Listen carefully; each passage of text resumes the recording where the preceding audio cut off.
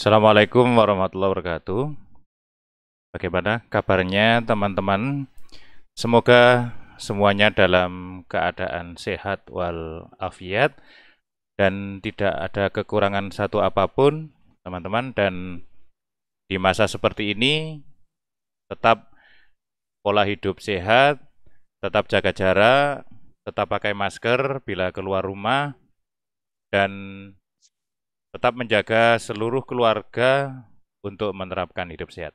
Dan semoga teman-teman dan keluarga selalu dalam keadaan sehat walafiat. Baik teman-teman, malam ini kita sudah sampai di materi yang kedua. Setelah di awal kita sudah membahas tentang pelatihan menulis daring, pertemuan yang pertama atau malam yang kedua, yaitu tentang kupas tuntas buku 4, khususnya tentang publikasi ilmiah dalam bentuk buku. Dan malam ini kita akan belajar tentang sesuatu yang bagi alumni Quick Writing Series atau QWS tidak asing lagi, bahwa malam ini kita akan membahas tentang Quick Writing Series. Nama ini saya dapatkan ketika kita masa jeda kalau tidak salah, pada saat menyelesaikan menyusun buku dari penelitian tindakan kelas. Nah, ada sebuah hal yang sangat membanggakan bagi saya, yaitu adanya Quick Writing Series ini, bahwa QWS ini adalah kegiatan yang kalau boleh saya bilang tidak disengaja, tetapi teman-teman sangat antusias ketika itu sampai kita bisa menghasilkan 9 buku tentang menulis bebas atau kita namakan dengan Quick Writing Series. Setiap orang diberi kesempatan untuk menulis 2 halaman A5 saja. Dan ada 4 untuk tematik. Jadi kita tentukan temanya. Dan yang terakhir adalah bagaimana teman-teman menceritakan perihal dirinya sebagai seorang penulis, apapun itu, ya, sebagai portofolio bagi teman-teman di buku yang terakhir, yang merah, yaitu catatan kaki. Nah, dari situ, maka karena sangat antusiasnya, maka saya mengangkat seri menulis cepat ini sebagai salah satu materi dalam pelatihan ini, yang kita beri tema dengan Merdeka Menulis, bahwa semua orang berhak menulis dan semua orang juga tidak berhak menghakimi tulisannya orang. Makanya di Quick Writing Series itu tidak ada naskah yang ditolak asal sesuai dengan ketentuan. Artinya, yang kita lihat adalah jumlah halamannya saja. Karena antologi atau menulis bersama-sama atau nulis bareng itu lahan milik bersama. Jadi kalau kita bagi itu harus sama. Sama dengan kalau, mohon maaf, kalau kita di makam misalnya, maka jatahnya ya segitu.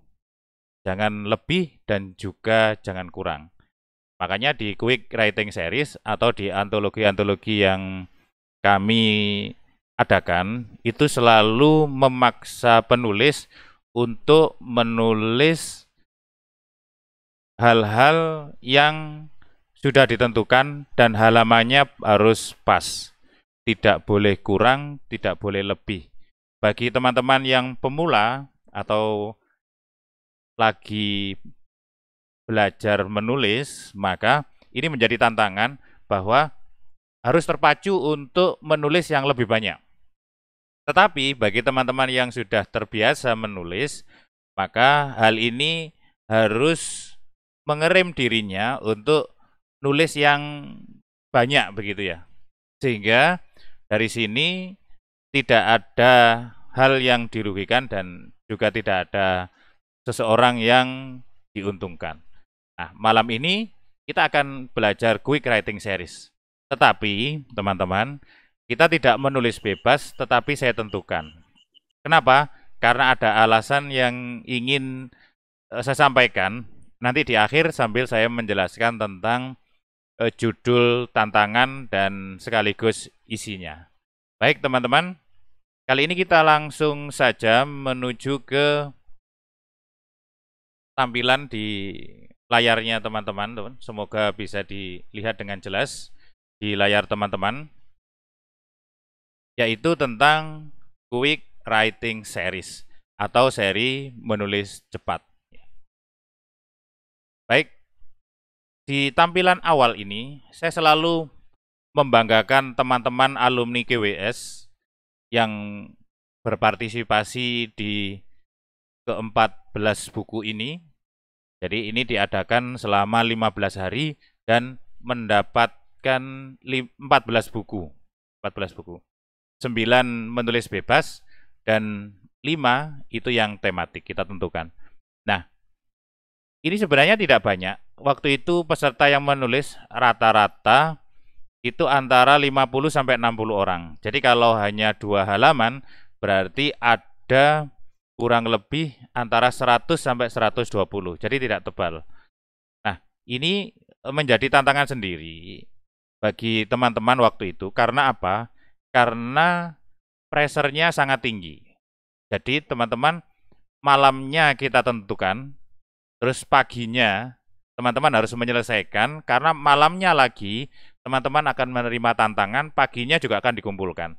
Nah, bagian kami adalah bagaimana menyusun buku, menyusun naskahnya teman-teman itu menjadi satu buku secara langsung. Jadi teman-teman ketika nulis materi berikutnya atau tantangan berikutnya, buku sudah dirilis. Jadi judul-judul ini kami ambilkan dari salah satu tulisan yang bagi kami itu menarik. Makanya di sini kalau bisa kita bilang itu ya, ini adalah buku-buku yang layak sebenarnya kita masukkan ke buku pendidikan. Nah, ini sebagai pengantar teman-teman, dan saya sebenarnya masih tertarik untuk bagaimana menantang adrenalin teman-teman untuk menulis seperti ini. Kemarin saya coba desain, kita mengadakan Quick Writing Series itu selama 15 hari. Dengan pembagian 5 menulis bebas, 5 berikutnya menulis bebas dengan jumlah halaman yang lebih banyak, dan 5 yang terakhir adalah tantangan tematik.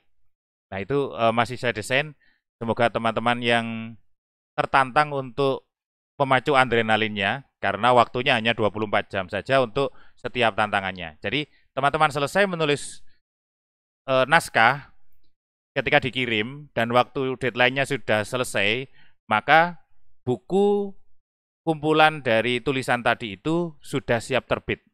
Ya, sehingga semua itu kita persiapkan baik dari penulis maupun dari kami selaku penyelenggara. Jadi dua-duanya bekerja. Jadi saya mengumpulkan 50 sampai 60 naskah setiap hari. Dan dengan bervariasinya ketebalan naskahnya. Baik teman-teman, kita mulai dari suatu hal yang sangat mendasar gitu.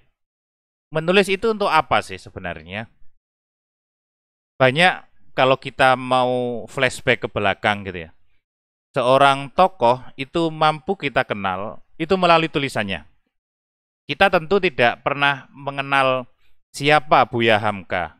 Kita tidak pernah mengenal, kalau di dalam Islam misalnya, ulama-ulama terdahulu, kita tidak pernah mendengar itu kecuali dari tulisan mereka.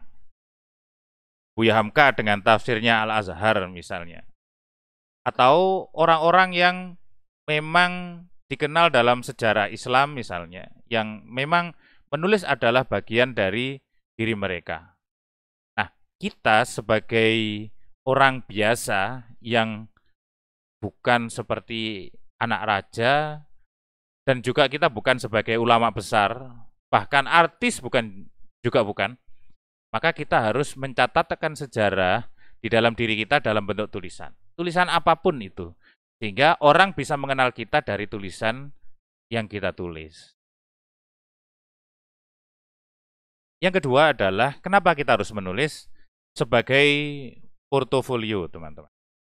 Tentu teman-teman pernah membuat CV atau kurikulum vitae. Nah, kebanggaannya di situ adalah teman-teman bisa mencantumkan karya-karya yang pernah teman-teman tulis. Misalnya, kalau teman-teman ikut QWS kemarin, maka teman-teman sudah memiliki 14 buku sebagai portofolio. Kemarin saya mengikuti seleksi asesor dari program sekolah penggerak, teman-teman. Nah, waktu itu yang diminta adalah portofolio. Portofolio tidak hanya berbentuk, kalau waktu itu, waktu pendaftaran, itu tidak hanya dalam bentuk SK, tidak hanya dalam bentuk sertifikat, tidak hanya dalam bentuk seperti tertulis begitu. Tetapi ada salah satu yang menarik bagi saya. Apa itu? Yaitu portofolionya bisa berbentuk screenshot.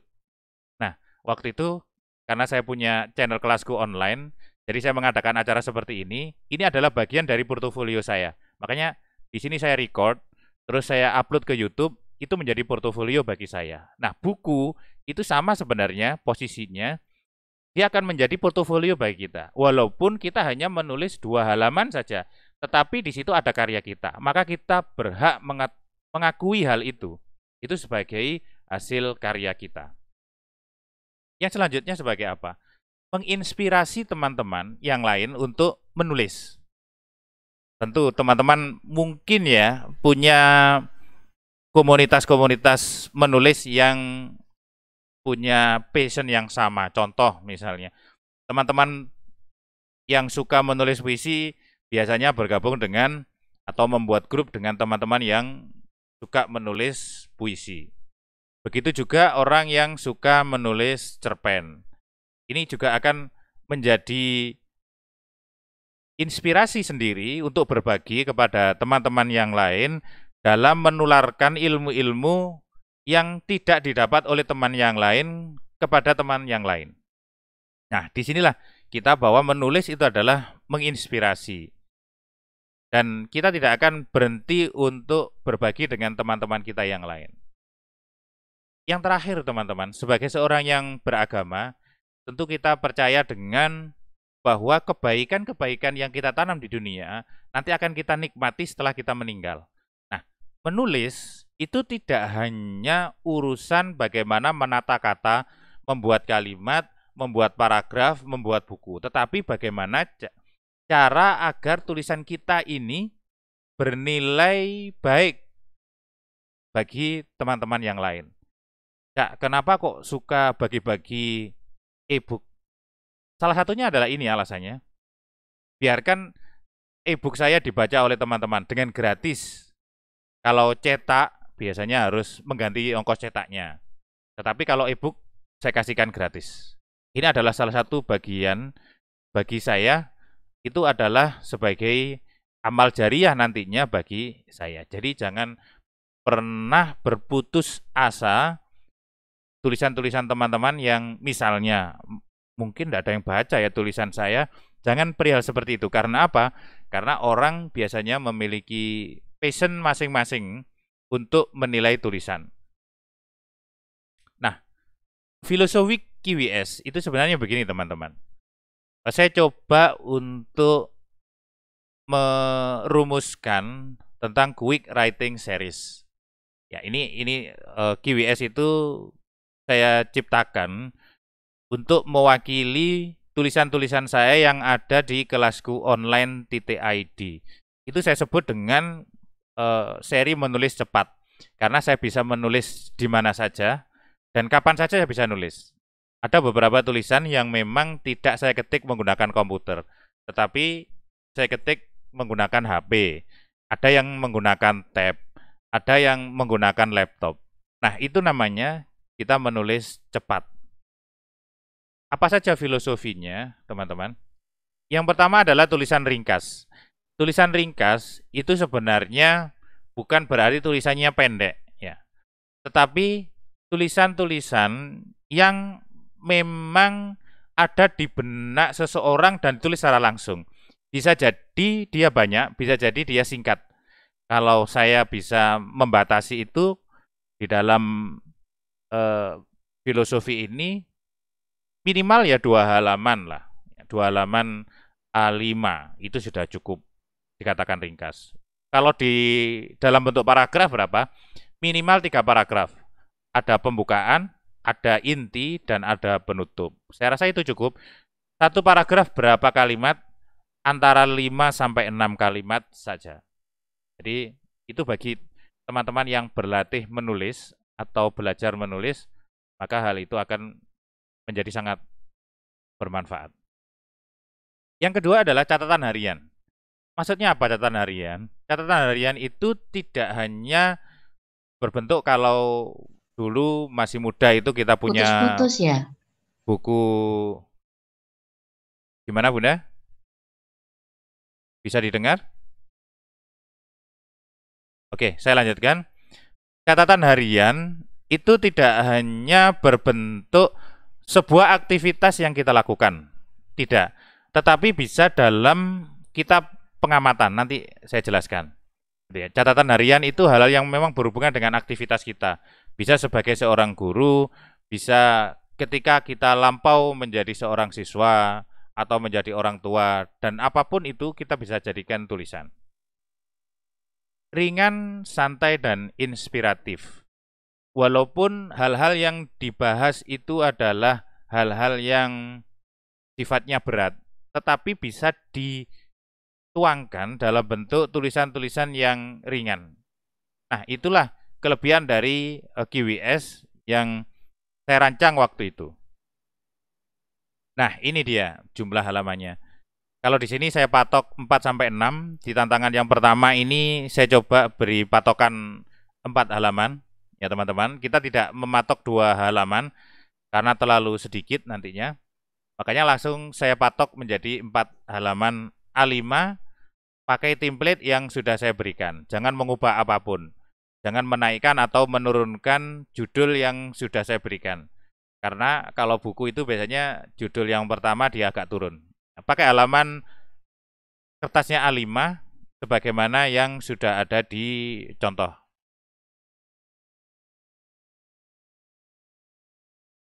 Selanjutnya, teman-teman, ide. Dari manakah datangnya ide dari GWS ini, teman-teman?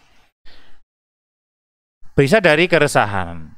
Keresahan itu apa? Sebuah perasaan yang kita lihat dari sebuah fakta yang tidak sesuai dengan keinginan kita. Itu namanya keresahan.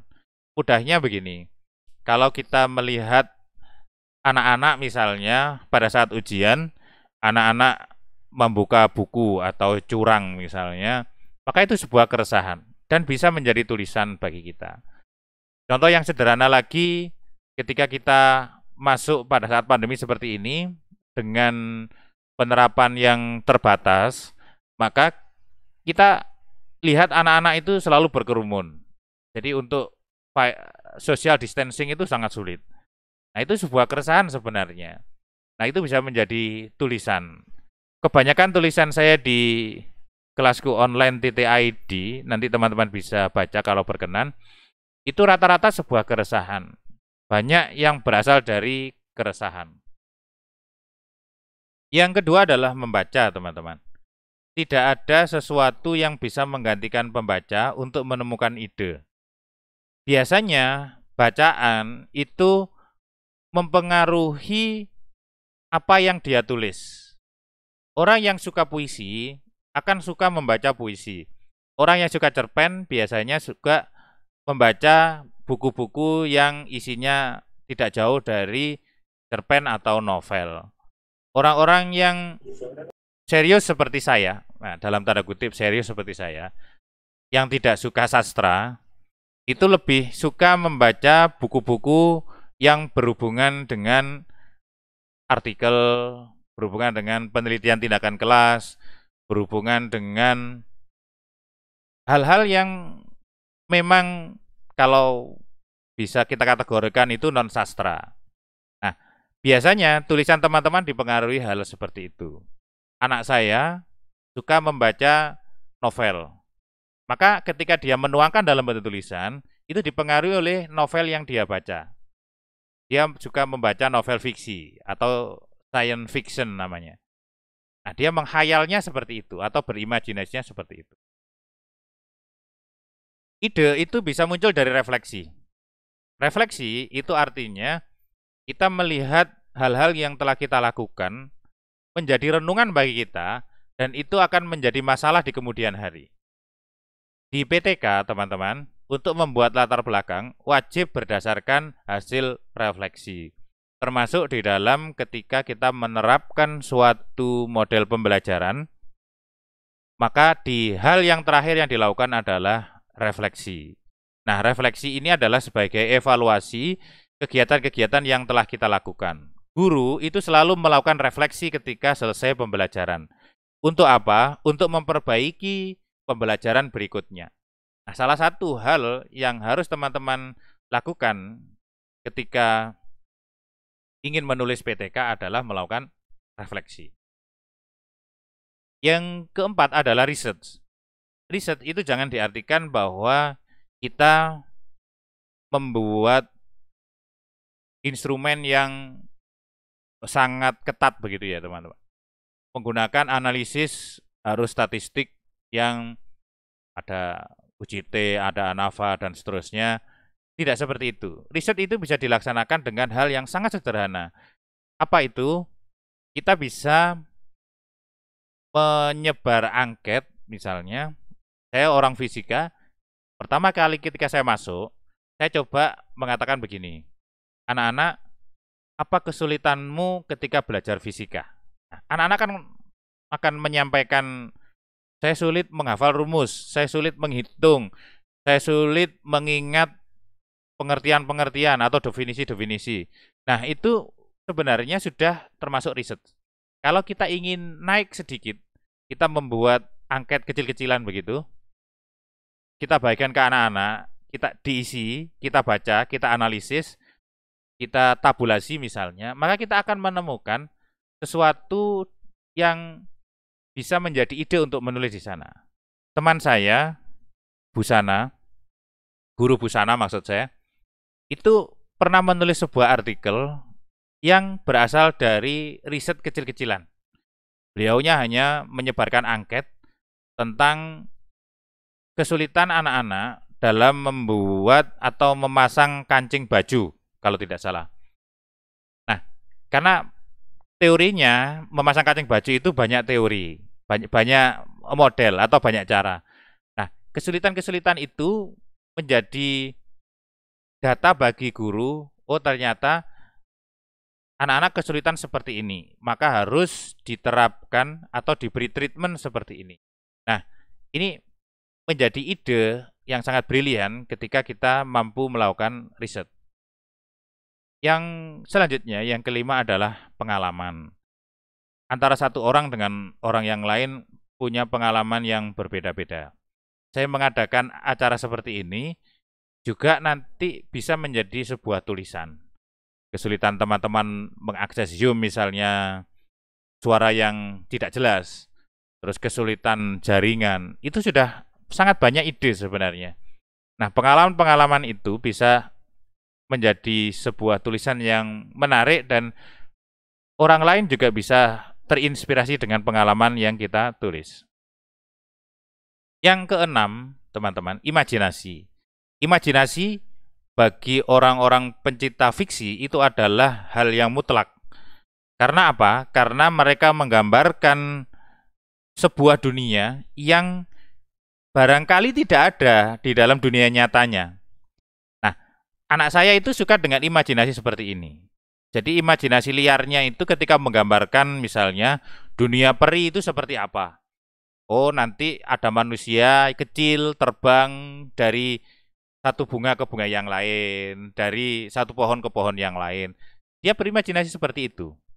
Nah, orang yang berimajinasi atau orang yang punya daya imajinasi tinggi, maka dia mampu menggambarkan hal yang tidak pernah diindra oleh seseorang. Sehingga dia sangat detail ketika dia menggambarkan itu dalam bentuk tulisan. Makanya dia berimajinasi. Seperti penulis puisi maupun cerpen yang tidak berdasarkan pengalaman atau tidak berdasarkan cerita nyata. Maka imajinasi ini akan memegang peranan penting. Yang selanjutnya adalah pengalaman orang. Tadi pagi saya ketemu dengan teman saya, seorang dulu kepala sekolah, sekarang sudah jadi ketua yayasan. Banyak hal-hal yang saya dapatkan dari cerita beliau. Nah, itu bisa menjadi sebuah tulisan tentang bagaimana ketika orang lain berbicara kepada kita, curhat kepada kita, bercerita kepada kita, itu bisa menjadi tulisan yang menarik. Kalau misalnya ya teman-teman, teman kita ini berkenan disebutkan namanya, maka tidak ada masalah kita sebutkan namanya. Kalau mereka tidak berkenan misalnya, kita pakai kata-kata teman atau kata-kata sahabat, itu jauh lebih elegan. Kalau misalnya teman kita tidak berkenan untuk dijadikan bahan tulisan. Yang terakhir adalah pengamatan. Pengamatan ini bagi seorang penulis itu mutlak, teman-teman. Kenapa?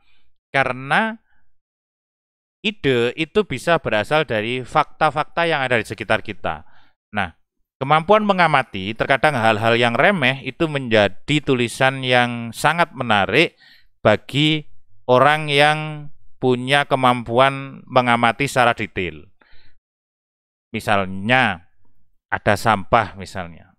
Itu bagi orang yang punya pengamatan tajam, maka dia bisa menjadi tulisan. Bisa dilihat dari segi kesehatan misalnya, dari segi karakter anak, misalnya si pembuang sampah tadi, bisa dilihat dari keresahan sosial yang ada di sana. Misalnya ketika ada sampah menumpuk, itu apa yang dilakukan begitu. Dan banyak sekali hal-hal yang bisa menjadi bahan untuk tulisan. Selanjutnya adalah kerangka, teman-teman.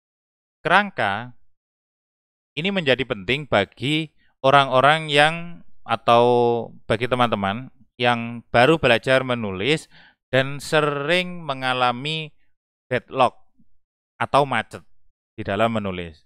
Kerangka ini menjadi map bagi kita atau menjadi peta yang ketika kita tersesat atau ketika kita bingung, kita akan kembali kepada kerangka tadi. Nah, kerangka itu seperti Google Map. Jadi, kapan saja kita bingung, kita bisa buka dan mereka akan menunjukkan arah kita untuk kembali kepada tema yang sudah kita buat.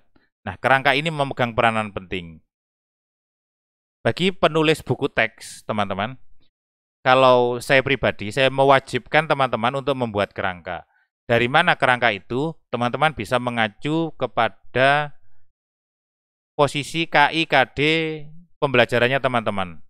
Jadi misalnya KD itu kan bersifat umum.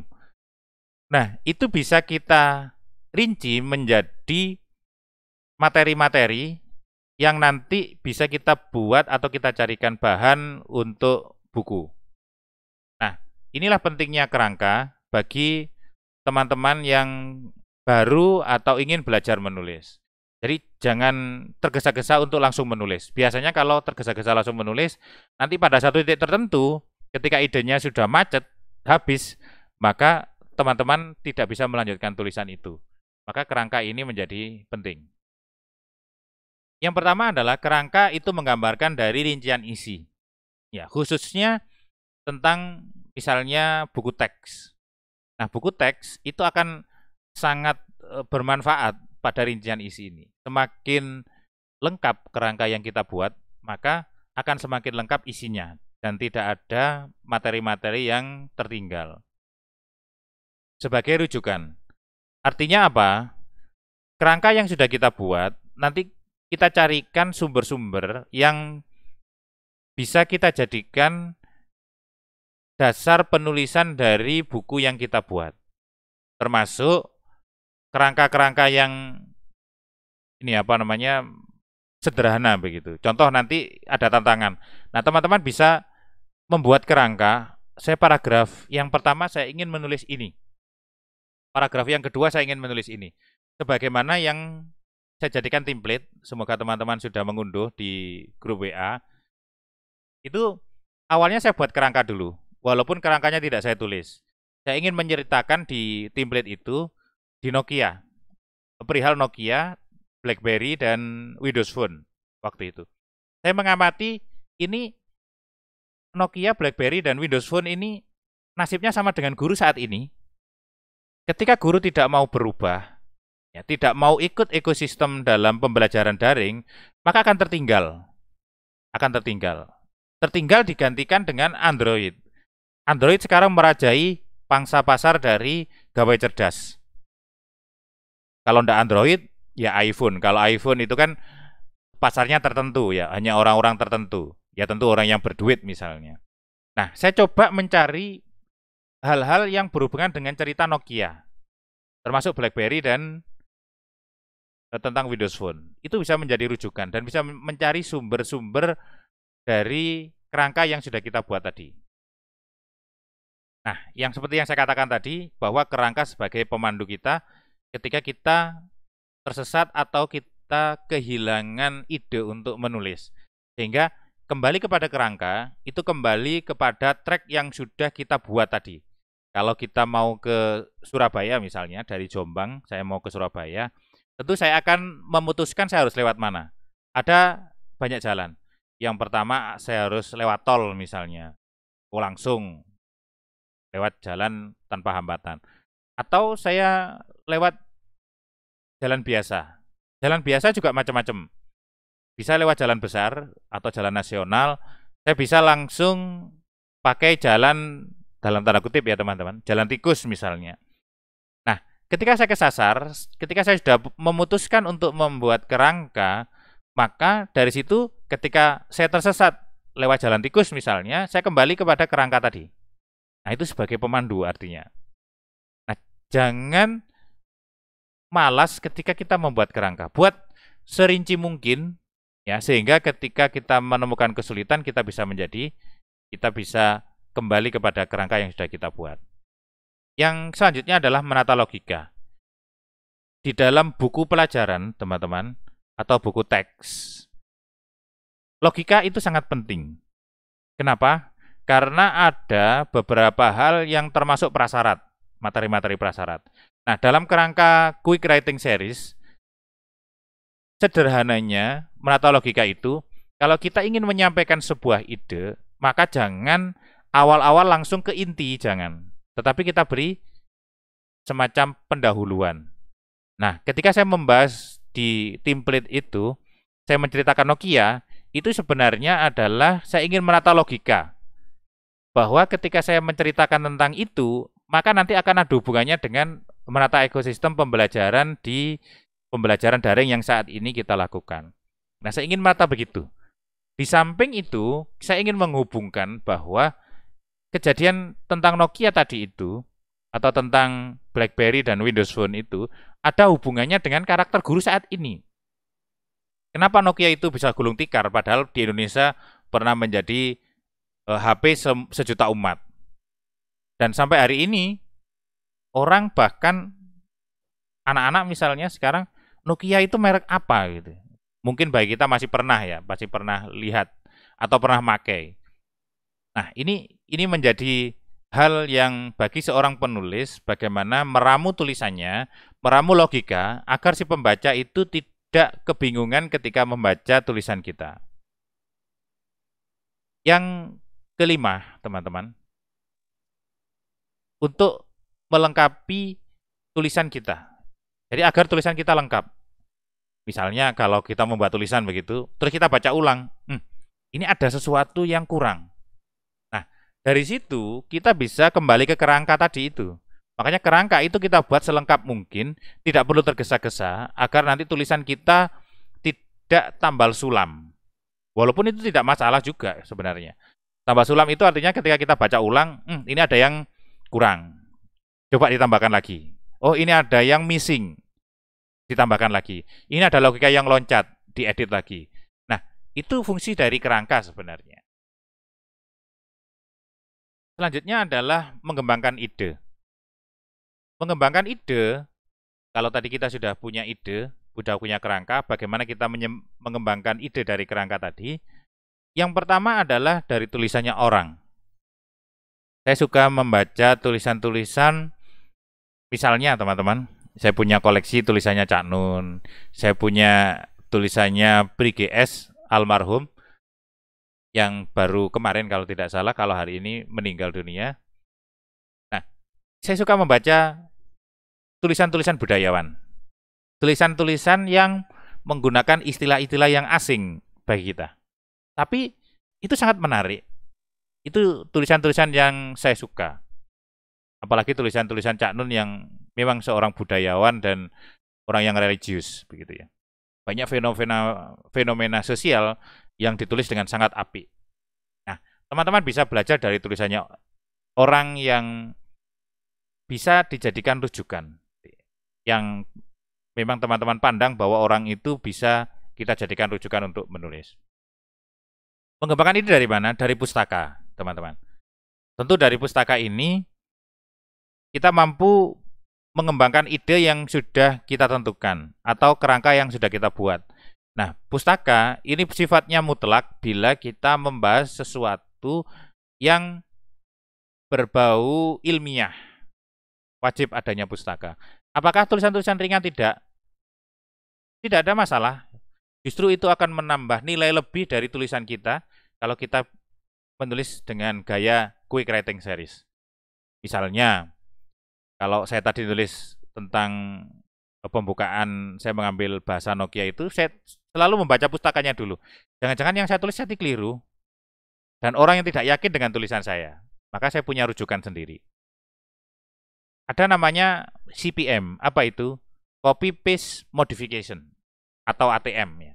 Amati, tiru, dan modifikasi. Apa maknanya ini, teman-teman?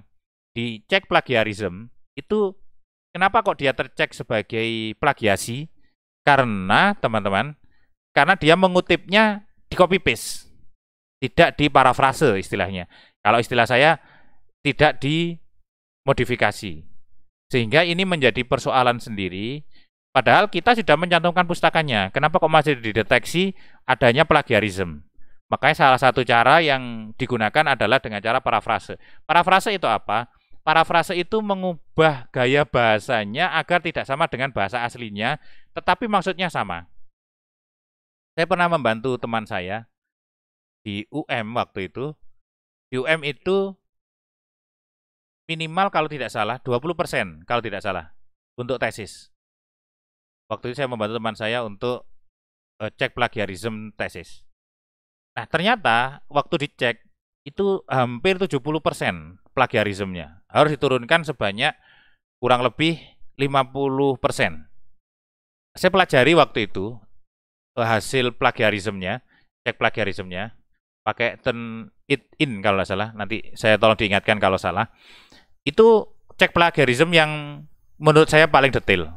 Ya, paling detail. Itu yang digunakan oleh kampus-kampus yang ada di Indonesia. Ya, barangkali ada aplikasi yang lain juga. Nah, di situ ternyata dia mendeteksi adanya kata-kata yang sama atau tulisan-tulisan yang sama dari sumber-sumber pustaka online atau daring. Nah, makanya sekarang tesis, skripsi, disertasi, makalah, jurnal, artikel dari jurnal, itu semuanya di-online-kan. Untuk apa? Untuk ngecek plagiarism. Oh, ternyata kata ini ada di pustaka ini. Terus kata ini ada di sini.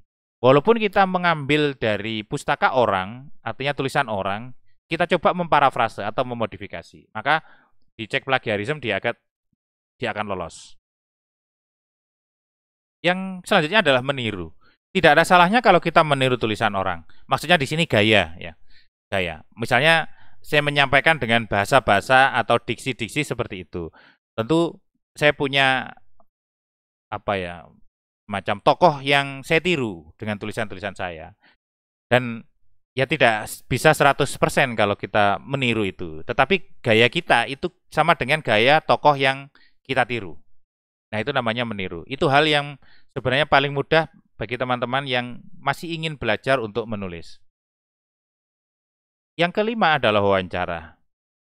Wawancara itu bisa menambah pengetahuan bagi kita atau sebagai bahan untuk mengembangkan ide. Contoh misalnya, teman-teman konsultasi dengan orang yang dianggap mampu untuk menulis. Tolong dibaca tulisan saya. Oke, tulisannya dibaca, terus diberi masukan, terus penulis tadi itu tanya ke orang yang mereview tadi.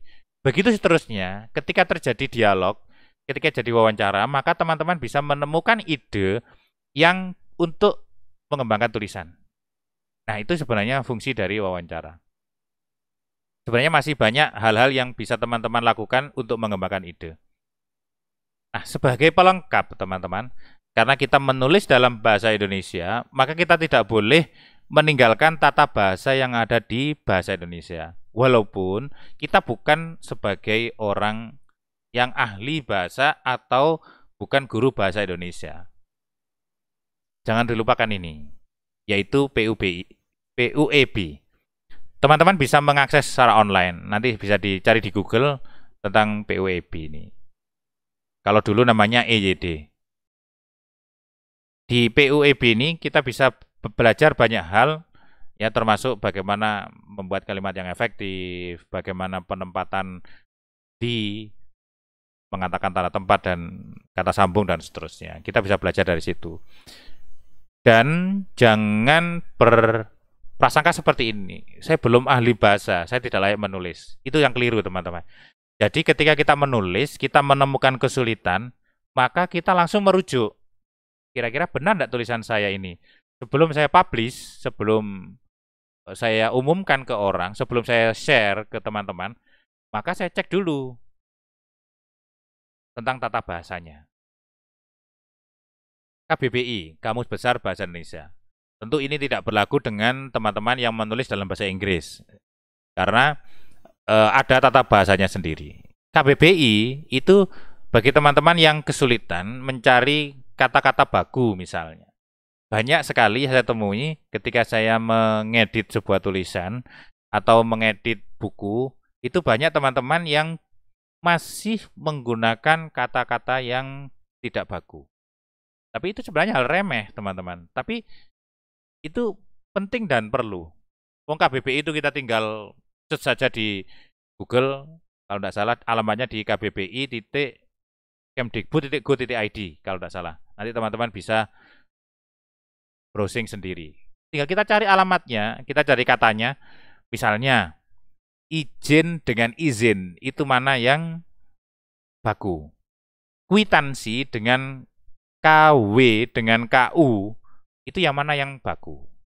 Dan masih banyak lagi kata-kata yang memang kita belum memiliki pengetahuan yang lengkap ya tentang kata baku dan kata tidak baku, yang seharusnya memang tidak perlu ada di dalam tulisan kita. Jadi kalau bisa ya semuanya baku. Tentu kalau misalnya kita mengambil istilah-istilah asing misalnya, baik dalam bahasa daerah maupun bahasa Inggris, kita bisa belajar. Kalau saya mengutip dalam bahasa Inggris, saya harus bagaimana. Ketika saya mengutip dalam bahasa asing, saya harus bagaimana. Itu ada semua petunjuknya. Yang selanjutnya adalah diksi, teman-teman. Diksi itu adalah bagaimana kita memilih kata-kata yang menurut kita misalnya lebih halus, lebih cocok. Nah, diksi itu biasanya ketika orang banyak membaca, punya bacaan yang banyak, biasanya diksinya juga banyak, tabungan katanya banyak. Jadi yang dipakai itu tidak hanya melaksanakan saja, kadang-kadang menggunakan menyelenggarakan, kadang-kadang menggunakan kata yang lain, yang itu masih punya makna yang sama. Kosakata, teman-teman. Nah, kosakata ini bagi teman-teman yang sulit mengungkapkan ide dalam bentuk tulisan, itu bisa jadi kosakatanya masih sedikit. Ya. Sehingga teman-teman bingung untuk mengungkapkan idenya tadi itu. Kadang-kadang ide sudah ada di otak misalnya, tinggal menuangkan saja, kok saya sulit. Nah, ternyata kosakatanya yang dimiliki untuk mengungkapkan ide itu masih sedikit. Nah, teman-teman bisa dari sini bisa membaca tulisannya orang, bisa membaca buku yang memang sesuai dengan kesukaannya teman-teman. Gaya, teman-teman. Gaya tulisan maksud saya di sini. Nah, gaya tulisan ini bisa bermacam-macam. Ada yang memang gayanya serius, ya, serius. Dia membuat tulisannya seperti membuat makalah. Apakah itu salah? Tidak, karena itu adalah gaya. Ada yang gayanya menghiperbola. Jadi seolah-olah sesuatu itu terjadi, wah begitu, padahal biasa saja. Tapi dia menggambarkan dengan gaya yang hiperbola. Ada yang dengan gaya santai, padahal yang dibahas serius. Nah itu biasanya budayawan. Membahas korupsi dengan bahasa-bahasa mereka.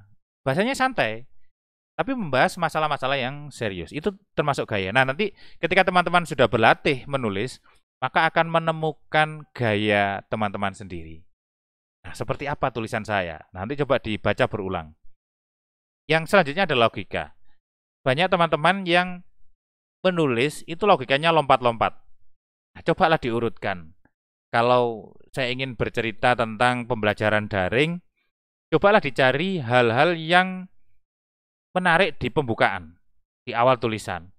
Misalnya teman-teman ingin merecall masa-masa dulu sebelum mengenal teknologi misalnya. Teknologi dalam arti aplikasi-aplikasi yang dipakai untuk pembelajaran daring.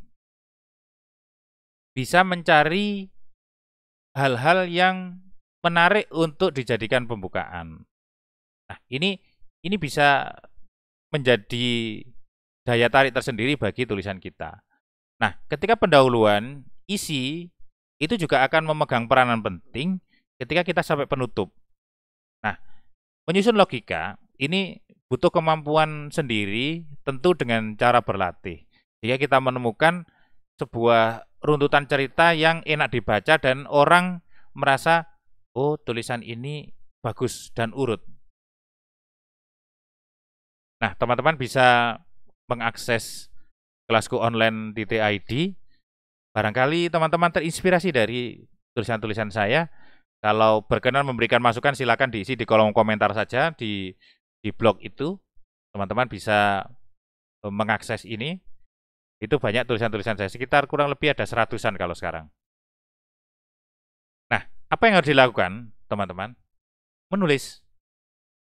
Karena menulis adalah skill. Menulis adalah sebuah kegiatan yang harus dilakukan berulang. Tidak bisa sebuah skill itu hanya dilakukan sekali langsung bisa jadi bagus. Tidak bisa. Tetapi menulis sebuah aktivitas yang harus dilatih terus. Awalnya jelek, nanti diperbaiki lagi. Ada kata yang kurang baku, dicari lagi menjadi baku. Begitu seterusnya. Itu adalah berlatih menulis. Nah, tulisan-tulisan yang saya tulis di kelasku online ID itu bisa jadi progres bagi saya. Ya, progres bagi saya. Yang nanti bisa menjadi buku. Yang kedua adalah menulis. Tidak ada orang yang tulisannya bagus, langsung ujuk-ujuk pertama kali menulis langsung jadi bagus. Tidak. Semuanya pasti dari proses. Ketika dia menulis bagus itu pasti diawali dengan menulis yang biasa. Kaliber penulis-penulis yang bestseller itu awalnya juga tulisannya tidak dianggap apa-apa. Sehingga dia berlatih menulis dan tidak putus asa. Ketika dia putus asa berlatih menulis, maka pada saat itu dia sudah mengubur keinginan dia menjadi seorang penulis. Dan yang terakhir adalah menulis lagi. Kenapa? Karena tidak ada hal yang bisa menggantikan berlatih menulis agar kita bisa terus continue menulis tanpa henti. Nah, kita langsung ke tantangan kita yang pertama atau tagihan kita yang pertama, karena saya ingin bahwa semua kegiatan yang kami adakan itu punya portofolio, teman-teman. Nah, alasannya kenapa? Kita akan bahas tentang QWS, tulisan-tulisan santai. Nah, kok ini tantangannya serius gitu ya? Judulnya saja serius, membangun ekosistem pembelajaran daring era pandemi. Ada latar belakangnya, kenapa saya menggunakan judul ini. Teman-teman, bagi yang angka kredit oriented, ya, pokoknya kalau saya punya karya yang bisa dijadikan angka kredit. Saya tidak mau nulis kalau tidak bisa dijadikan angka kredit. Ada yang seperti itu, teman-teman. Nah, judul ini Saya maksudkan agar tulisan-tulisan kita yang ada di dalam itu bisa menjadi pengetahuan yang bisa kita masukkan ke buku angka kredit. Mohon teman-teman yang mic-nya aktif.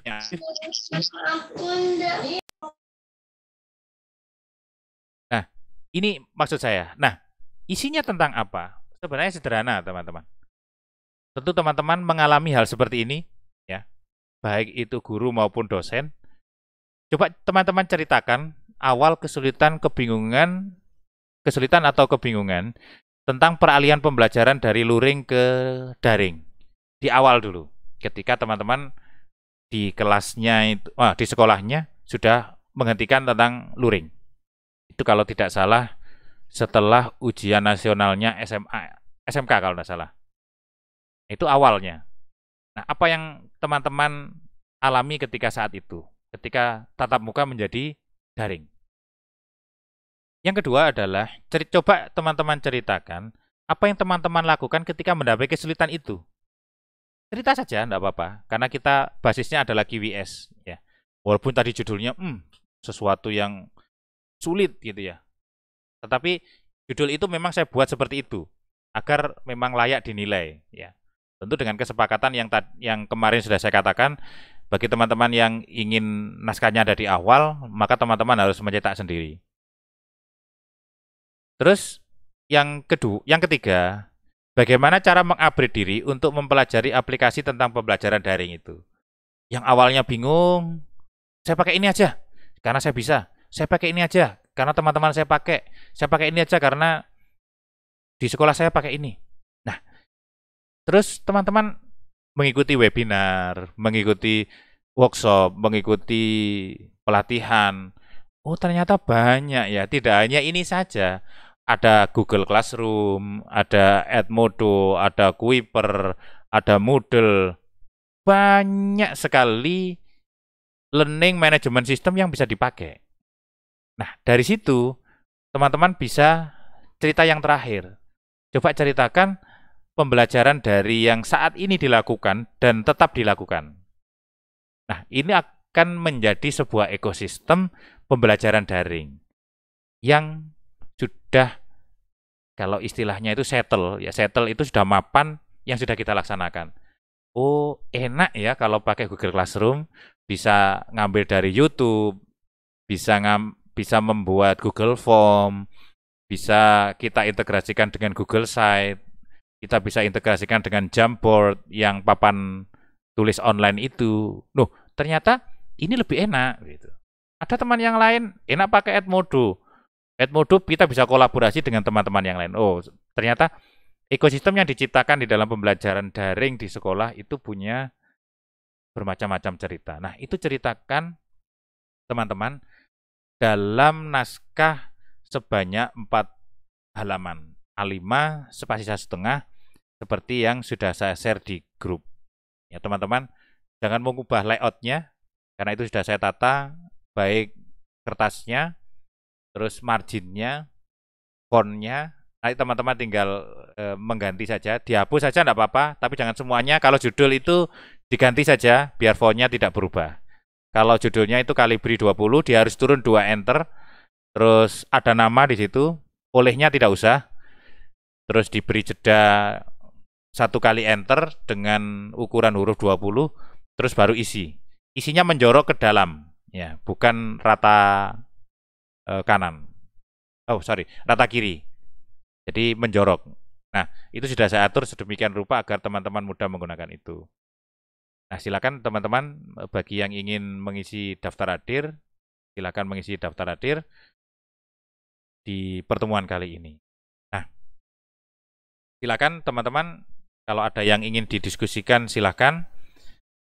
Kita masuk ke, saya tidak suka menggunakan kata-katanya jawab, tetapi teman-teman kita bisa berdiskusi, kita bisa berbagi pengalaman teman-teman dalam berlatih menulis. Besok kita akan membahas tentang bagaimana mengintegrasikan tulisan-tulisan kita di QWS itu di laman pribadi kita atau kita sebut dengan blog itu. Di kelaskuonline.id itu adalah sebuah blog. Itu saya buat berbasis WordPress. Oke, teman-teman. Silahkan kalau ada yang ingin didiskusikan, boleh via chat, silahkan. Boleh via langsung aktifkan mic-nya dan langsung menyampaikan pertanyaan atau apa yang ingin dibagi. Kalau saya baca di ini dulu ya. Pak Rekom cek plagiarisme yang gratis, yang tingkat keakuratan seperti turn it in. Kalau ini kita pakai gratis saja. Kalau berbayar itu kita bisa nitip sebenarnya. Dulu saya pernah ngecek itu pakai turn it in itu pinjem. Jadi teman kuliah begitu pinjam akunnya untuk ngecek. Nah, itu bisa. Pak, slide-nya kurang jelas. Semoga tidak ada gangguan jaringan tadi. Apakah benar ada 2 orang soal yang kurang jelas? Monggo teman-teman, silakan kita masuk ke tanya jawab di chat itu tadi ada seperti itu. Ya. Kalau biasanya di jurnal itu biasanya miliknya redaksinya biasanya dipakai. Atau kalau bisa diterima gratisan juga enggak apa-apa. Oke, silakan teman-teman. Bisa dicatat dulu tautan untuk presensi online-nya. Karena ingin saya ganti sen-nya. Oke, monggo teman-teman. Bagi teman-teman yang ingin berbagi dengan kami, kita masih punya waktu sekitar 45 menit kita untuk diskusi. Untuk pengumpulan tagihan hari ini, teman-teman, ini saya coba ingin batasi sebenarnya agar kita tidak mundur begitu. Kalau besok itu kasihan, tetapi saya batasi setelah pemaparan materinya selesai. Karena di jadwal kita itu setelah tanggal, sebentar saya lihat dulu tanggalnya, kita selesai hari Senin. Senin itu terakhir. Terus di 16 sampai tanggal 19 kalau tidak salah kemarin, itu tentang tugas mandiri. Nah, teman-teman bisa manfaatkan ini. Jadi tanggal sekitar 20-21, buku yang kumpulan tadi sudah siap. Teman-teman boleh cetak, boleh tidak. Tetapi untuk mengumpulkan tagihan wajib sifatnya. Mohon maaf teman-teman, di rumah saya ini lagi hujan deras. Kalau ada gangguan hujan, mohon maaf. Oke, teman-teman silakan. Kalau ada yang mau didiskusikan, semoga tidak terganggu dengan hujan.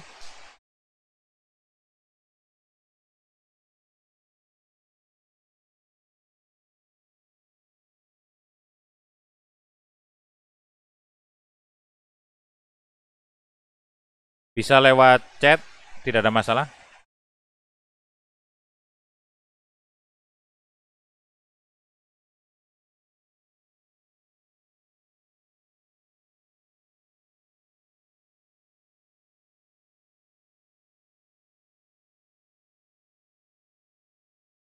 Oke, ini di chat sudah ada. Tulisan yang pernah dimuat di artikel, apakah masih bisa dipakai kembali untuk ditambahi materinya? Ini maksudnya untuk KWS kah? Kalau untuk KWS, silakan ikuti hal-hal yang sudah saya ceritakan tadi itu. Yang di slide ke sebentar. Nah ini, teman-teman. Nanti KWS itu bukan bentuk artikel, teman-teman. Tapi bentuknya adalah kalau mudahnya itu IC, begitu ya. Ya, kita cerita-cerita saja, begitu. Boleh daftar pustakanya ada, tapi jangan banyak-banyak kalau bisa.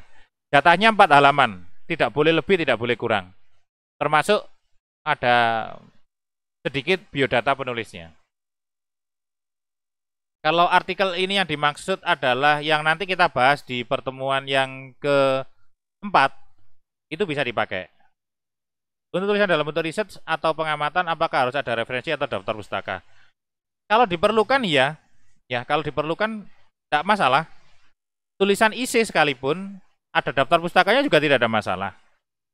Kalau tidak ingin ada daftar pustakanya, teman-teman bisa mengungkapkan dengan bahasa yang lain, gitu ya. Kalau seperti yang saya ceritakan di awal, cerita Nokia itu kan sebenarnya harus ada daftar pustakanya. Ngambilnya dari mana? Makanya saya ubah tulisan itu menjadi tulisan yang santai. Sehingga saya tidak perlu menyantumkan daftar pustakanya. Agar tidak tampak sebagai tulisan yang serius. Bapak penulisnya di template dibatasi berapa kata atau berapa halaman? 4 halaman. Pakai gambar boleh, pakai apapun boleh lah. Asalkan jatahnya 4 halaman. Tidak boleh ditambahi. Tidak boleh dikurangi.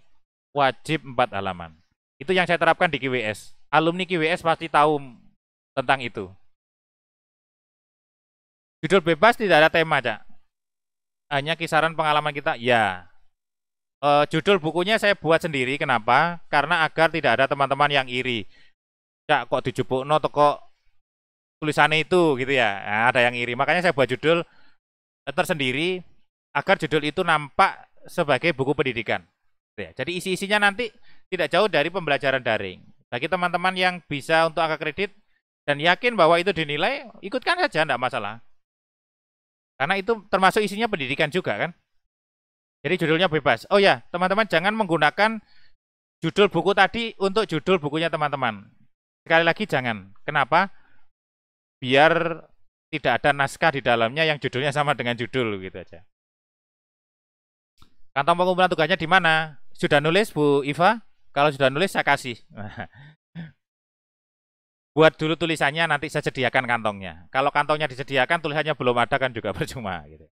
Bercanda. Terima kasih. Itu beberapa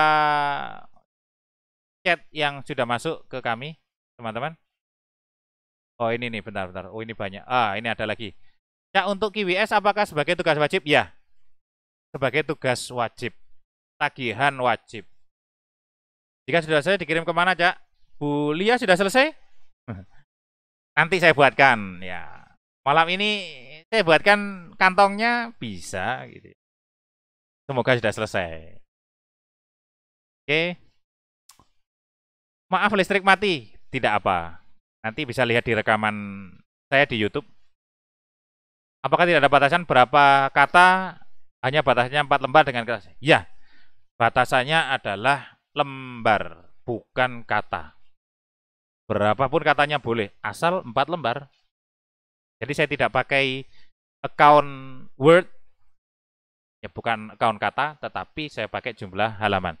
Karena tulisan bareng itu harus terbagi secara adil. Kalau tanahnya 1 hektar dibagi orang 100, tidak boleh ada yang lebih, tidak ada boleh yang kurang. Naskah tantangannya yang pertama ini di template yang di grup yang tentang Nokia, Inje, betul. Jadi template-nya itu. Ya. Itu saya masukkan juga nanti. Ya. Tulisnya kan pertama. Apakah Cak Lukman ditaruh yang pertama? Tidak, saya tidak pernah menaruh tulisan saya di yang pertama. Tidak pernah. Paling saya tulis di urutan yang kelima, biar tidak masuk kolaborasi. Tidak ada masalah. Karena memang ada beberapa tulisan yang saya tulis itu memang bukan untuk dijadikan angka kredit. Ya jadikan hiburan saja. Mas Wira, saya tetap pertanyaan yang hampir sama dengan yang kemarin. Saya pernah membaca buku teks, mapel kalimatnya persis di internet. Tidak diparafrase. Pertanyaannya boleh tidak seperti itu? Secara akademis tidak boleh. Secara akademis tidak boleh. Kenapa? Karena itu termasuk plagiarisme. Ya. Nah, bagaimana caranya? Caranya begini teman-teman. Tidak semua bahasa yang ada di internet itu sesuai dengan anak-anak kita. Tidak. Makanya itu fungsinya kalau kita memparafrase. Ya mengubah kata-katanya itulah biar tidak sama. Nah teman-teman bisa berlatih untuk menuangkan kalimat yang baru. Ya. Mas Didi, berarti tema menulis QWS berarti tertera, ya temanya itu membangun ekosistem pembelajaran. Apa sih judul itu tadi tiba-tiba muncul gitu ya di benak saya? Oh ini bagus ini. Jadi Kalau kita belajar ekosistem itu kan kita belajar tentang bagaimana memadukan lingkungan kita itu biar saling berinteraksi gitu loh. Nah, makanya saya buat adanya ekosistem pembelajaran daring. Makanya kalau kita sudah settle, kita sudah mapan dengan pembelajaran itu, kalau di kami di SMK Negeri 1 Soko itu menggunakan master web misalnya. Nah, ketika kita sudah mapan dengan itu kita sebut dengan ekosistem. Kita berinteraksi dengan anak-anak menggunakan itu, guru unggah tugas, anak unggah tugasnya juga, kita menilai, kita ujian ada di situ semua, itu namanya sudah terbentuk ekosistem pembelajaran daringnya. Yang pakai GC sudah terbentuk ekosistemnya, berarti pakai ekosistem itu terus. Sekarang kita diberi akun belajar.id itu sudah termasuk ekosistem. Itu Google for Education itu unlimited drive-nya. Karena di sekolah kami ada seperti itu. Alhamdulillah dapat 2 halaman, keren. Wah, ini yang nagih tadi harus dibuatkan kantong tugas. Oke, nanti setelah acara ini saya buatkan kantong tugas, jangan khawatir. Jadi sesuai dan tidaknya tulisannya itu jumlah halamannya. Karena saya tidak pernah menolak tulisannya teman-teman. Ya, punya karakter masing-masing.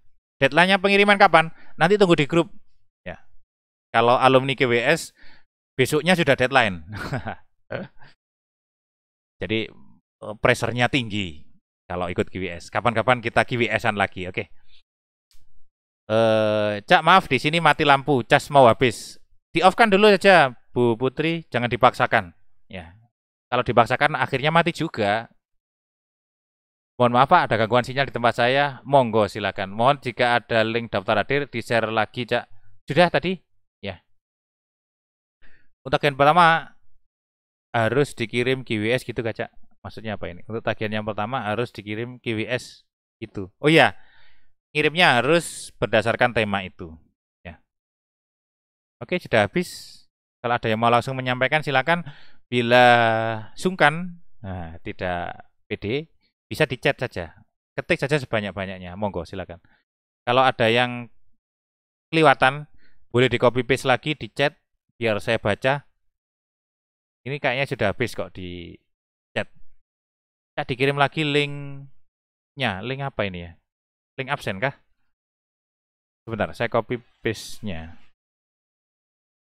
Oke, saya ganti send dulu. Oke.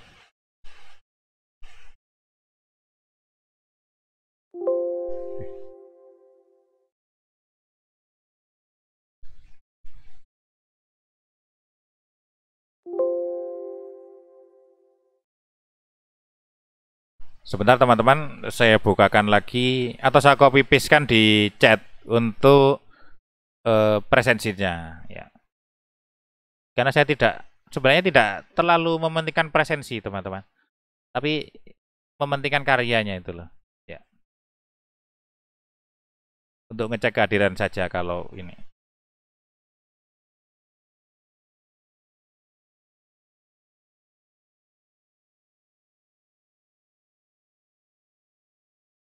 Saya cantumkan di chat teman-teman ya, for everyone. Oke, silakan. Nah, ini Bu Rani, terima kasih sudah di share ke chatnya for everyone sudah. Oke, di layar saya tampilkan dulu. Oke.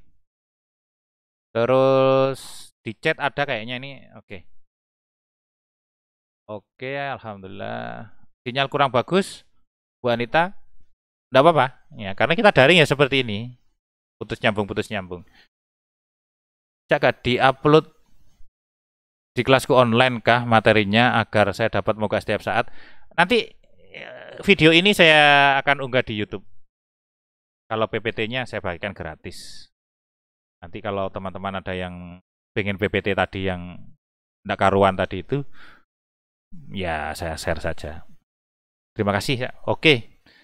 Silakan teman-teman bagi yang ingin berbagi, bertanya. Ini Bu Poniwati, membangun ekosistem pembelajaran itu tema. Ya, berarti judulnya bebas. Iya. Jangan menggunakan judul itu sebagai judul tulisannya teman-teman. ya biar beda saja gitu ya.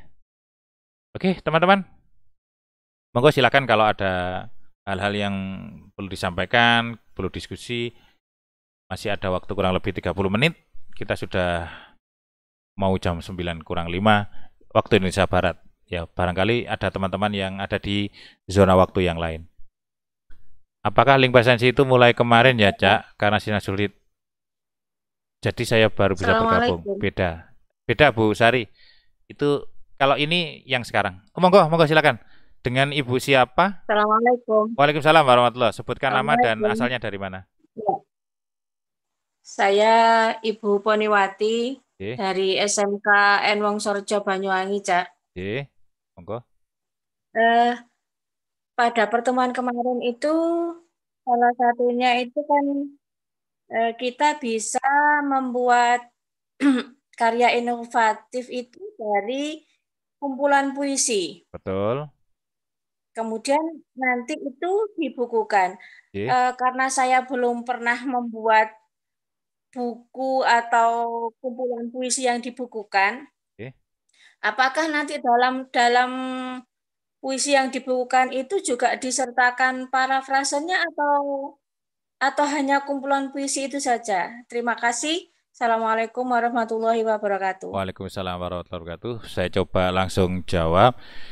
Ibu Poniwati yang saya hormati, parafrase itu biasanya ada di tulisan-tulisan ilmiah atau IC biasanya, atau tulisan-tulisan buku pelajaran, seperti yang dikatakan Mas Wira tadi itu. Nah, bagaimana kalau dengan puisi? Puisi itu biasanya original. Jadi benar-benar dari tulisannya orang. Tulisannya sendiri. Karena apa? Biasanya tidak ada puisi yang sama, kecuali mengambil puisinya orang, itu beda. Makanya, ya kalau mengambil puisinya orang ya tidak boleh, walaupun diparafrase. Jadi kalau boleh saya menyarankan begini, coba cari inspirasi dari puisi-puisinya orang, lah nanti coba diungkapkan dengan cara yang lain. Jadi tidak sama persis. Nah, itu konsepnya meniru sebenarnya. Jadi kita coba mempelajari dulu puisi-puisi itu. Nah, cara penyampaikannya bagaimana? Coba dioriginalkan dengan hal-hal yang memang berasal dari penulis sendiri. Terus itu ini Bu Rini, Cak, untuk KWS kali ini diperlukan agak ketat ya, diperlukan harus ada sesuai dengan tema, perhatikan ejaan. Jadi begini teman-teman, tidak mungkin kalau saya mengecek satu persatu dari ejaan dan kosakata. Makanya kita tidak perlu malu sebenarnya kalau kita berbagi dengan teman. Contoh misalnya, saya dengan Bu Rini misalnya, saya tukar.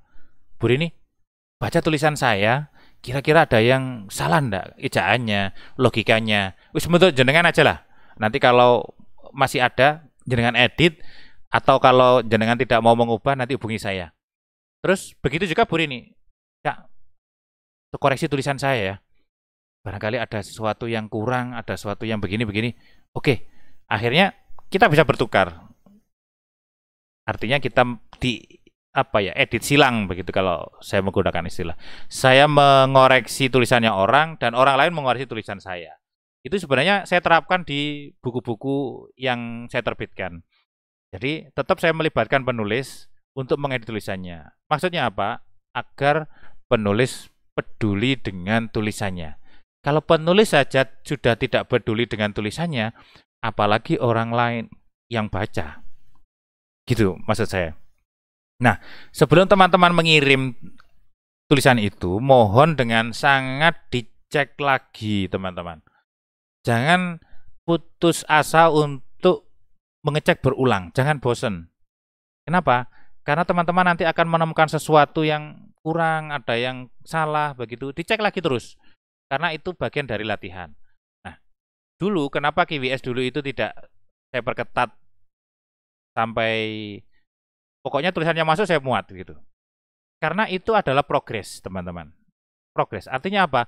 Dari KWS yang pertama sampai yang terakhir waktu itu, 9 tantangan yang bebas itu, sebenarnya maksud saya adalah agar teman-teman bisa melihat progres tulisannya. oh di buku yang pertama tulisan saya kok jelek kayak gini ya. Gitu-gitu kok ya saya bisa nulis ternyata. Yang kedua saya memperbaiki lagi. Enak ternyata dibaca. Yang lain lagi di tulisan yang ketiga, oh sudah enak lagi. Nah, begitu seterusnya. Nah, sebenarnya maksud saya QWS itu sebenarnya untuk itu. Makanya QWS itu digunakan untuk melihat progres orang yang baru belajar menulis. Nah, bisa kita kasih masukan ke yang lain juga. Makanya perlunya komunitas-komunitas seperti ini kan fungsinya seperti itu. Jadi saling bertukar. Tidak usah sungkan. Mesti ada kata-kata begini. Ya, kalau baca tulisan saya nanti jangan tertawa ya, tulisan saya jelek begitu. Tidak ada tulisan yang jelek, teman-teman. Karena itu adalah bagian dari latihan menulis. Itu maksud saya, Bu Rini. Jadi saya tidak membiarkan kesalahan teman-teman tidak. Gitu ya. Artinya, biar teman-teman sadar bahwa tulisannya ini ejaannya banyak yang salah, begitu. Sehingga teman-teman peduli dengan tulisannya. Gitu. Tidak hanya sekedar menulis saja. Maaf ya, saya bukan alumni QWS, jadi terus terang masih bingung untuk memulai mengutarakan pemikiran saya. Sebenarnya kalau masalah keresahan tentang daring itu banyak yang saya mau utarakan, tapi kok ya bingung. Harus mulai dari mana? Bisa bantu untuk diberi pancingan ya, Cak, agar saya bisa mulai menulis. Pak Andi, begini. Bila mengalami kebingungan seperti itu, coba pakai ini.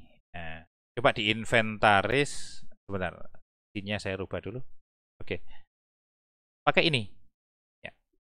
Coba ceritakan awal ketika beralih dari luring ke daring. Coba diingat-ingat, Pak Andi. Kira-kira saya mau cerita apa? Oh, awalnya ketika saya luring, tiba-tiba jadi daring, saya bingungnya ini. Saya mau cerita tentang kebingungan saya. Ya tentu kita awali gitu ya. Kita cerita masa pandemi dulu. Biasanya diisi dengan pandemi COVID-19 telah mengubah seluruh tatanan kehidupan, termasuk dalam bidang pembelajaran. Yang semula yang semula luring menjadi daring. Nah, ini menjadi masalah tersendiri bagi saya. Misalnya pakai ceritanya orang pertama, saya sangat kesulitan ingin memulai pembelajaran daring dari mana. Nah, itu dari situ. Loh, kenapa kok kesulitan? Karena saya tidak pernah menggunakan pembelajaran daring sebelumnya. Jadi dulu waktu masa normal tidak pernah menggunakan aplikasi-aplikasi daring. Tentu teman-teman ada yang masa normal pakai daring? Pernah, saya juga pernah pakai daring. Saya sering menggunakan pakai daring dulu. Karena saya sering coba hotel ya. Sering diklat gitu ya. Saya pernah meninggalkan kelas itu 6 bulan. Pada saat saya keahlian ganda. Nah itu kalau tidak didukung dengan daring, maka kacau pembelajarannya. Nah seperti itu. Nah coba ceritakan itu, apakah Pak Andi itu pernah mengalami hal itu? Coba ceritakan. Sebelumnya pernah enggak menggunakan daring? Ceritakan.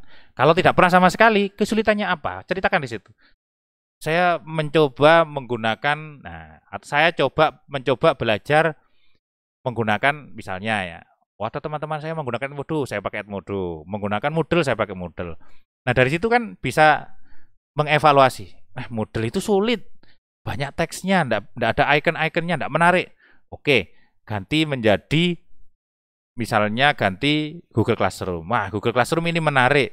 Ada chatnya, ada YouTube-nya. Terus banyak sekali. Oh, saya suka ini. Nah, dari situ bisa diceritakan. Ketika mengalami kebuntuan untuk menggunakan moda daring tadi, Pak Andi, apa yang jenengan lakukan? Saya cari tutorial ini, saya kesana kemari, cari berita yang mudah digunakan apa. Nah, itu bisa diceritakan. Semoga bisa menginspirasi untuk memulai tulisannya. Bu Rini, terima kasih atas pencerahannya. Sama-sama, Bu Rini. Jadi, semoga Pak Andi bisa menemukan cara mengawali sebuah tulisan. Apakah boleh niru? Coba dibaca tulisan-tulisan orang tentang pembelajaran daring. Kira-kira pembukaannya yang wah itu kayak apa? Ya namanya juga orang latihan gitu ya. Tiru dulu aja enggak apa-apa. Oh kalau tulisannya orang menceritakan tentang ini gitu ya. Berarti nanti saya harus menceritakan tentang ini juga dengan bahasa yang original yang memang bahasanya sendiri. Oke, sama-sama Pak Andi. Monggo teman-teman yang ingin menyampaikan langsung silakan. Yang tadi sudah sambil ngerjakan, ya ternyata sudah ada yang langsung. Gak apa-apa. Ini kalau jadi buku, kalau semuanya menulis, pesertanya itu kurang lebih 94 kalau tidak salah, kalau di grup itu. Misalnya 50% saja yang menulis, berarti ada 50 orang begitu, maka sudah jadi 200 halaman. Tidak ada masalah, berapapun yang ngirim tulisannya, tidak ada masalah. Karena itu adalah bagian dari komitmen dirinya teman-teman untuk belajar menulis. Jangan pernah berputus asa menjadi seorang penulis. Belum terbayang judulnya nggih Pak Andi. Ya Bu Umi ya, dari Bu Umi. Judul itu bisa nanti teman-teman. Karena membuat judul itu butuh sense sebenarnya. Sense itu apa? Semacam intuisi. Intuisi itu kadang-kadang sesuatu yang tiba-tiba muncul begitu. Wah, bagus ini kalau jadikan judul gitu. Misalnya dilema pembelajaran daring misalnya gitu ya. Atau tantangan pembelajaran daring atau menaklukkan rimba pembelajaran daring. Lah itu kan bisa jadi judul-judul menarik gitu ya. Termasuk saya mendapatkan judul membangun ekosistem tadi itu, saya coba hal yang menarik itu apa ya gitu ya. Sehingga orang bisa, ini buku serius. Kalau dibaca dalamnya loh, kok isinya kayak gini gitu. Ya, itu kan buku. Ada kata-kata jangan menghakimi buku dari covernya. Atau jangan melihat buku dari covernya. Isinya dong. Monggo silakan, teman-teman. Kalau ada yang mau disampaikan, silakan. Kita masih punya waktu lumayan banyak, sekitar 20 menit. Ada 60 orang yang hadir. Baik termasuk saya 67. Terima kasih teman-teman. Kalau ada yang sungkan, bisa pakai chat. Oh ini Pak Andi dibales sih. Maklum masih pemula Bu. Nah, oke. Kapan-kapan kita membuat tantangan lagi KWS versi terbaru. Nah, nggak usah pakai flyer-flyeran. Yang mau gabung ke grup itu aja. Atau nanti ini menjadi cikal bakal menjadi KWS model baru. Nah, saya ingin teman-teman itu bisa menulis setiap hari. Kalau ada kata-kata satu hari satu tulisan, maka kita bisa ngomong satu hari satu buku. KWS itu sebenarnya tagline-nya adalah itu, teman-teman. Satu hari satu buku. Buku apa yang dimaksud? Buku bersama atau buku antologi. Jadi teman-teman selama 30 hari punya 30 buku. Nanti kalau ngisi seminar atau ngisi workshop, ngisi pelatihan, di kurikulum vitae-nya ada 30 buku. Wah, sangat luar biasa. Padahal hanya nulis 4 halaman saja. Monggo teman-teman, silakan. Kalau masih ada, atau nanti kita lanjutkan di grup WA, kalau kita buka kelasnya, atau kita buka grupnya, nanti bisa kita diskusi di sana, tidak ada masalah. Malam ini akan saya buatkan kantong tugas untuk mengisi bagi teman-teman yang memang sudah selesai. Ya, jadi itu patokannya teman-teman, indikatornya 4 halaman, jangan merubah layout-nya. Ya, jangan merubah layout. Monggo kalau masih ada. Bisakah KWS dimasukkan Pak? Ini sudah kami jelaskan kemarin. Bagi teman-teman yang meyakini itu bisa, karena apa? Karena menulis bareng, saya selalu mengatakan bahwa antologi itu tidak digunakan untuk kenaikan pangkat. Saya selalu bilang begitu. Tapi ada yang mengatakan bisa Cak, kalau posisi kita ada di penulis pertama, kedua, ketiga, dan keempat. Nah, makanya saya siasati begini. Ketika cetak buku, nanti teman-teman bisa request, tetapi nyetaknya minimal 5, teman-teman. Ya, minimal 5. Nanti tempatkan artikel saya di yang pertama, tulisan saya di yang pertama. Nanti oleh tim penilai nanti dilihat, oh ini berarti tulisan yang pertama, gitu ya. Itu bagi teman-teman yang meyakini. Monggo silakan, tidak ada apa-apa. Jadi penjelasannya seperti itu Bu Sulistiani. Bu Vivit dari Kutorjo, untuk temanya apakah harus media atau aplikasi pembelajaran digunakan dalam pembelajaran daring. Misalnya membahas tentang kondisi sekolah saat awal daring dulu apakah diperbolehkan. Boleh. Tetapi nanti kan tidak hanya membahas tentang kondisi awal daring saja, tetapi sampai pada aplikasi itu digunakan sampai saat ini. Karena yang sebenarnya ingin saya tekankan adalah membangun ekosistemnya. Ya, membangun ekosistem pembelajaran daring. Nah, maksudnya apa? Seperti yang dijelaskan tadi, ekosistem itu lingkungan yang sudah terbentuk dan sudah menjadi kebiasaan di sana. Jadi sudah ada interaksinya antara guru dengan antara pendidik dan peserta didik. Tugasnya itu ada di aplikasi daring tadi itu. Jadi ceritanya jangan hanya tentang kondisi awal di sekolah saja, tetapi coba dihubungkan dengan cerita lanjutannya sampai sekarang. Biar endingnya ada. Tidak seolah-olah tulisan kita bersambung. Begitu. Nanti bisa dilihat. Kalau teman-teman bisa menulis lebih operasional, silakan. Kalau tulisan saya itu masih umum. Tidak membahas tentang saya, tetapi saya membahas tentang umum. Tentang tahapnya sebenarnya.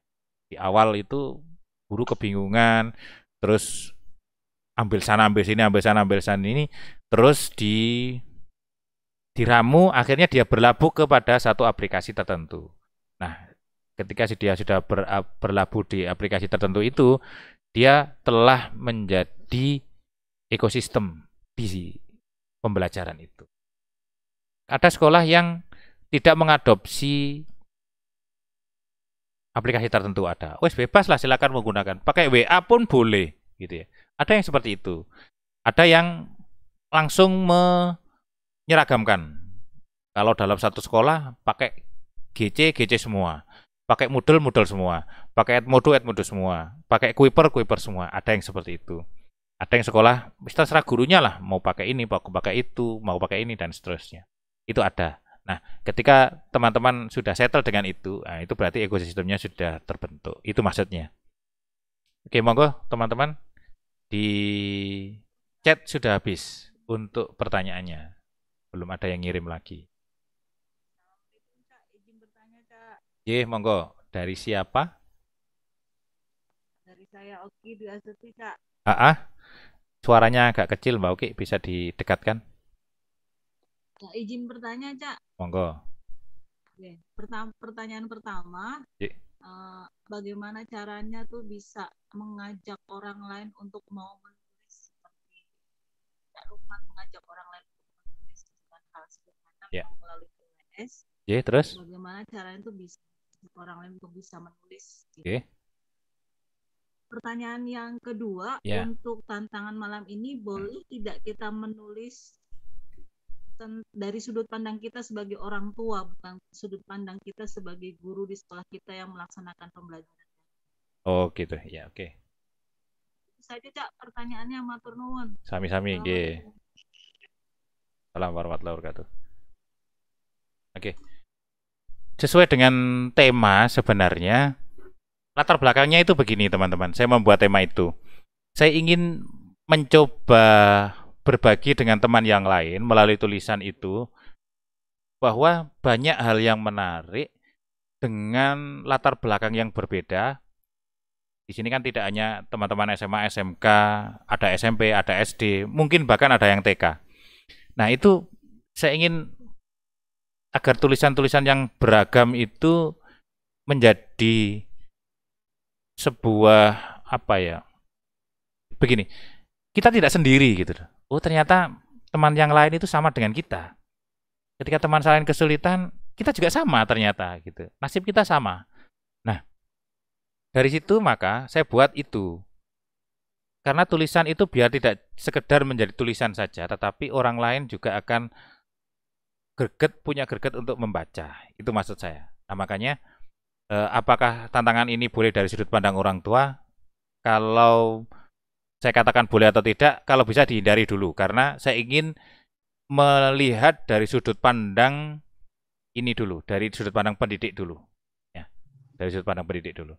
Nah, bagaimana cara mengajak orang menulis? Gampang sebenarnya. Coba beri mereka hal-hal yang ringan. Makanya tadi sebentar, saya scroll dulu. QWS yang lalu, teman-teman, itu adalah dari ketidaksengajaan. Ya, dari ketidaksengajaan. Tiba-tiba saya muncul QWS gitu saja. Saya tidak memasang target apa-apa di sana. Bahkan saya tidak ngoreksi apapun. Biarkan tulisan itu apa adanya. Kenapa? Karena teman-teman biar tahu, ini tulisan saya yang pertama, ini tulisan saya kedua, tulisan saya yang ketiga, dan seterusnya. Kalau teman-teman mau belajar sebenarnya dari tulisan-tulisan yang ditulis sendiri, itu akan sangat banyak hal-hal yang kita pelajari dari situ.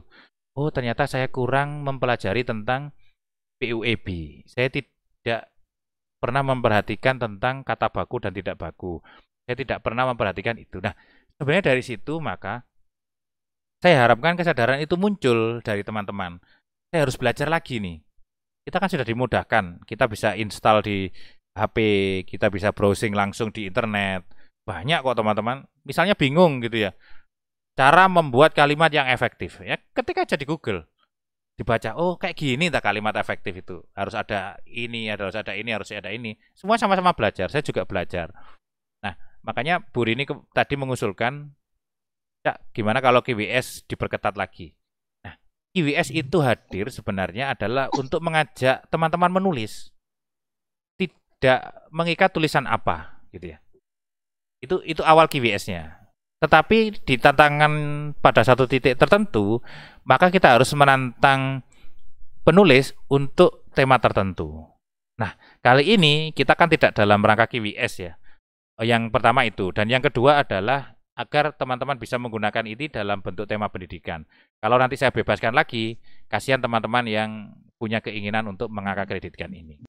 Jadi itu maksud saya tentang QWS. Nah, QWS ini bisa untuk mengajak teman-teman. Biarkan orang itu menulis pada tahap yang level yang paling sederhana. Tidak sulit kok kalau menulis 2 halaman, A5, spasinya 1,5 lagi. Itu 3 paragraf cukup. Di tulisan-tulisan saya di kelasku online.id, teman-teman, kalau teman-teman mengamati, itu kalau saya jadikan buku, itu satu tulisan hanya 2 halaman sampai maksimal 4 halaman. Saya tulis begitu memang. Dan saya ingin image teman-teman bahwa menulis itu sulit menjadi mudah. Oke, tulis saja. Lebih bangga lagi kalau dibukukan. Makanya QWS itu saya paksa untuk dibukukan. Kenapa? Karena biar teman-teman bangga. Tulisan saya ada di sini. Padahal tulisannya jelek gitu. Itu menjadi motivasi sendiri bagi teman-teman. Saya harus menulis lagi ini. Nah, makanya QWS part 2 bisa kita agendakan lagi karena ada teman-teman yang punya passion di sana gitu. Kalau kita mau khusus QWS tidak dibatasi temanya apa. Ya tentu dengan tantangan-tantangan berikutnya harus ada yang tematik juga gitu. Karena mengasah itu. Nah, pada satu titik tertentu juga harus kita tingkatkan. Yang sekarang 2 jadi 4. Tantangan terakhir 6. Kalau mau lagi naikkan lagi menjadi 10 halaman misalnya. Nah, dari tahap itu teman-teman bisa mengevaluasi diri. Alah 2 halaman enteng gitu ya. Oh naik menjadi 4 halaman. Wah ini luar biasa ini. Tertentang lagi untuk mengembangkan tulisannya. Nah sebenarnya maksud dari QWS itu seperti itu awalnya. Jadi mengajak teman-teman untuk bersemangat menulis. Nah khusus untuk malam ini saya tentukan temanya dengan ketentuan yang sangat luas sebenarnya. Makanya saya beri yang ada di layar itu teman-teman. Saya beri patokan seperti itu biar teman-teman tidak bingung, saya harus menyampaikan apa, judulnya aja ekosistem, apa itu ya, sangat serius gitu ya. Makanya saya beri itu, biar teman-teman bisa leluasa untuk menceritakan. Isinya tetap isi santai saja, tidak usah rujukan, tidak usah daftar pustaka. Ya memang QWS itu filosofinya begitu. Monggo silakan kalau ada lagi yang mau live silakan, yang mau dari chat silakan. Kita masih punya waktu 10 menit lagi.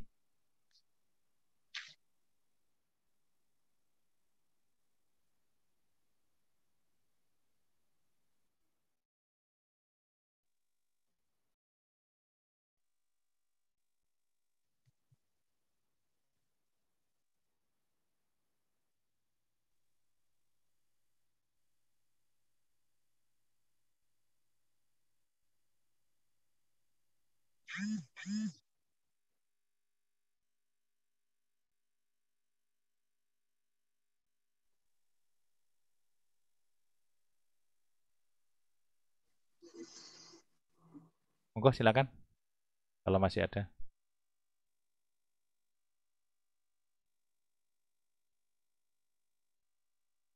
Mohon maaf teman-teman kalau ada yang WA ke saya, karena HP-nya saya pakai untuk kamera soalnya. Jadi saya kameranya ini pakai kamera HP.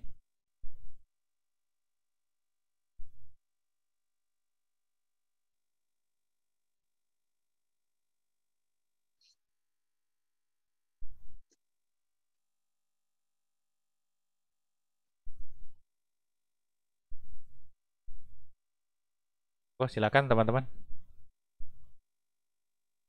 Oke, kalau tidak ada teman-teman, saya ingin menyimpulkan bahwa QWS itu memang tantangan yang diberikan untuk orang-orang yang baru belajar menulis.